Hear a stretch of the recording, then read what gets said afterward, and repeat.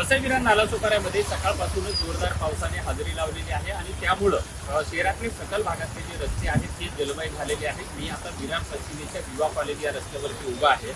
या रस्त्यावरती जवळपास 2 फूट पाणी जे आहे हे या ठिकाणी साचलेलं आहे आणि याच पाण्यामध्ये मार्ग काढत वाहनधारकांना मोठी कसरत करावी लागत आहे। ज्याप्रमाणे विवा कॉलेजच्या रस्त्यावर पाणी साचलेलं आहे त्याप्रमाणेच नालासोपारा पूर्व जे आचोळे असतील, पुलिस आहेत, नवीनदास पाडा आहे, शिर्डीनगर, विजयनगर, नालासोपारा पश्चिमेचा श्रीप्रस्थ असेल, पाटणकर पार्क आहे, त्याचप्रमाणे वसईचे विविध भागातल्या सकल भागात रस्त्यावरती हे पाणी साचलेलं आहे।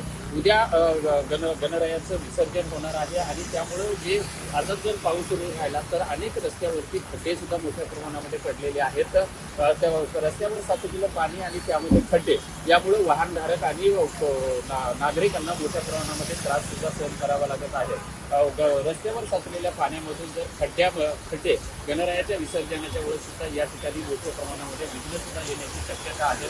आभाळ जर बघितलं तर आपण पूर्णपणे आभाळ भरून आलेला आहे आणि ही आज दिवसभर पाऊस सुद्धा पडण्याची शक्यता आहे। सध्या सकाळपासून पडणाऱ्या पावसामुळे शहरामधल्या अनेक रस्ते जलमय झाल्यामुळे वाहनधारकांना मोठी कसरत करावी लागत आहे। विजय गायकवाड, TV9 मराठी, विरार।